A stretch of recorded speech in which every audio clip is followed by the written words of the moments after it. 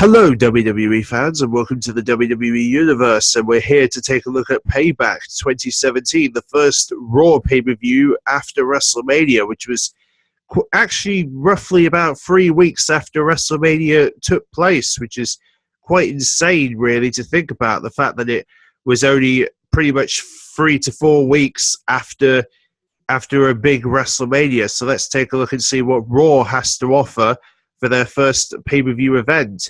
So the kickoff show only had one match on offer, which is Enzo Amore and Big Cass. They managed to defeat the Club after weeks of being beaten up by the Club. So yeah, at least they come out pretty strong and pretty happy that they finally got their revenge on the Club, Luke Gallows and Carl Anderson, during the kickoff show. And to be honest, it feels like that team's not being used properly, or it's been kind of died down a bit since they debuted, pretty much, because it's like ever since the Hardys returned, the Enzo Amore Big Cass story kind of died down with it. So, you know, yeah. And then, of course, we have Finn Balor on The Miz TV. Obviously, that led to Finn Balor taking out The Miz after The Miz is disrespecting Finn Balor during the Miz TV segment. And you kind of get the picture that you knew The Miz was going to get beaten up by Finn Balor. The minute he slags off Finn Balor's success, you just know that Finn Balor is going to take upon his actions to get after The Miz. So The Miz kind of deserved that for running his mouth on Finn Balor as usual, running his mouth against a superstar who is heavily popular with the fans. So that is pretty much the kickoff.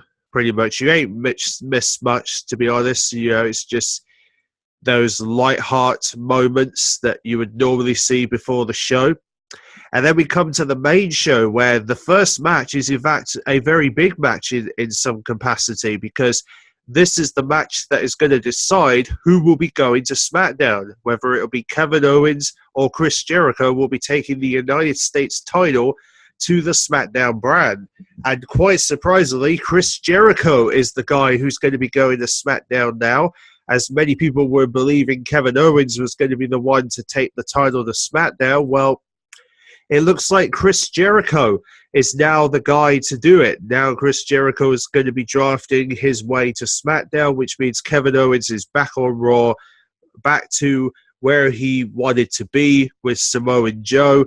So that means we'll have Owens and Samoa Joe together in the same brand going after Seth Rollins, which is quite ironic in a way. But it's nice to see that Chris Jericho will finally have the chance to represent the SmackDown brand as the United States champion. And he'll be facing AJ Styles at Backlash, which will be the SmackDown's first pay-per-view after WrestleMania.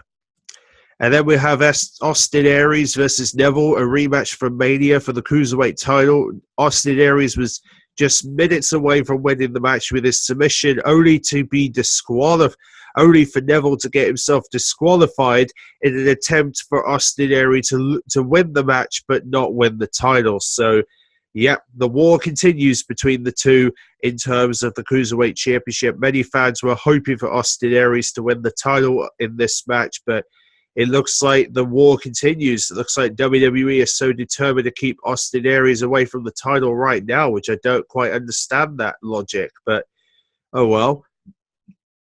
And then we have the Raw Tag Team Championships, the Hardy Boys in their second pay-per-view since they returned to WWE, as they will finally defend their newly won Raw Tag titles against Cesaro and Sheamus. And the Hardy Boys once again coming out on top on their first pay-per-view after their second pay-per-view upon their return, but only to see a heel turn for Sheamus and Cesaro. That's right, Sheamus and Cesaro both turn heel at the same time, meaning that we've got now ourselves a heel team that will go against the Hardy Boys, which is quite cool in some capacity. So, yeah, just Cesaro and Sheamus are now heels on Monday Night Raw, which is quite cool.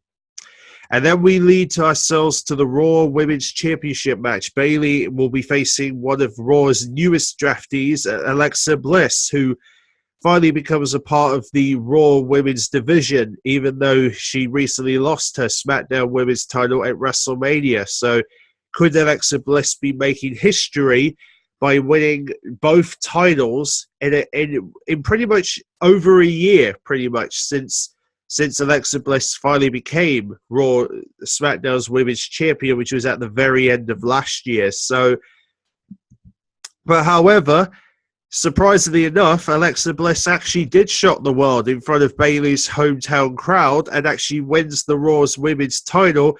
Therefore, Alexa Bliss is the only superstar to hold both Raw and SmackDown's women's titles within a couple of months, pretty much, which is insane to think that Alexa Bliss would make that history just like days after being a member of Monday Night Raw. She is now women's champion just like that. It's insane. It's obviously Triple H's doing because, Triple H wouldn't just take away Bayley's dream like that, or if he's stupid enough, he would. But, so Bayley's out of the title picture from the looks of things now. We're not entirely sure on that statement, but I'm quite surprising, isn't it? It's quite surprising that Bayley would come out strong at WrestleMania only to lose the next pay-per-view, the title. Man. And then we have Seth Rollins versus Samoa Joe. This is Seth Rollins' second match after returning from that knee injury and facing the guy who caused the knee injury on Seth Rollins. Seth Rollins managed to get his revenge on Samoa Joe and comes out victorious at Payback. So that was certainly payback for Seth Rollins. Then we lead ourselves to the House of Horrors match. This is the match that Bray Wyatt offered Randy Orton into this pay-per-view. This was originally going to be for the WWE title, but because of Jinder Mahal's actions on SmackDown last week, meaning that Randy Orton wasn't going to bring the WWE title into the match. Therefore, Jinder Mahal would decide to show up, causing Randy Orton the match and giving Bray Wyatt the victory that he wanted over Randy Orton. So even though he didn't win the championship, at least he got the chance to get his hands on Randy Orton.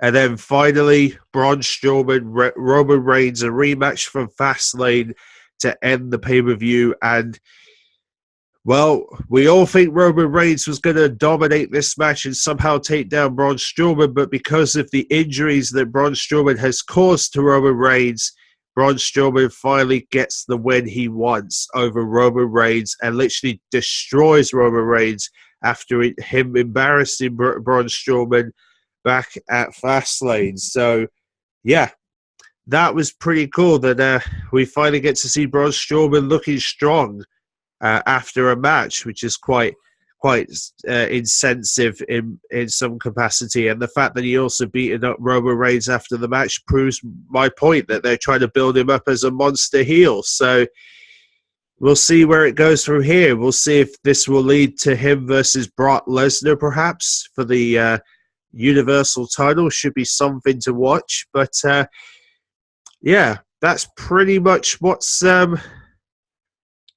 that's pretty much what we experienced at Payback this year. So that was pretty much what Raw had to offer, just weeks after WrestleMania. But don't worry, because May 21st is going to be when SmackDown will be taking over the throne, and they'll have their first pay-per-view after WrestleMania, where they will be representing Backlash. And of course, as I mentioned before, AJ Styles versus Jericho for the United States title, Breeze Dango and the Usos for the SmackDown tag titles, and Randy Orton and Jinder Mahal for the WWE Championship. Of course, Jinder Mahal is another superstar who was drafted to SmackDown, along with Lana, Rusev. Also, the New Day are going to have officially joined SmackDown, even though they haven't debuted on there yet. And also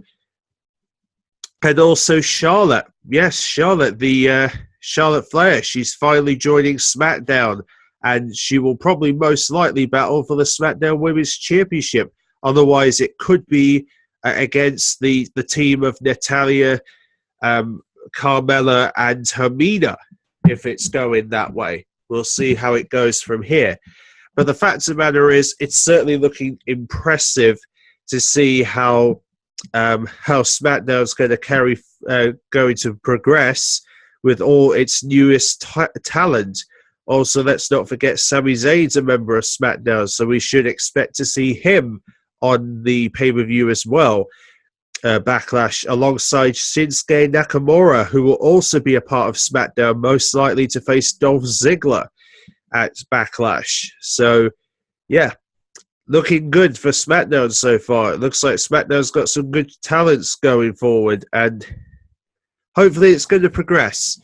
So, that's pretty much it, guys, and I'll see you all for the Backlash pay-per-view when it takes after the looking at the results from this pay-per-view.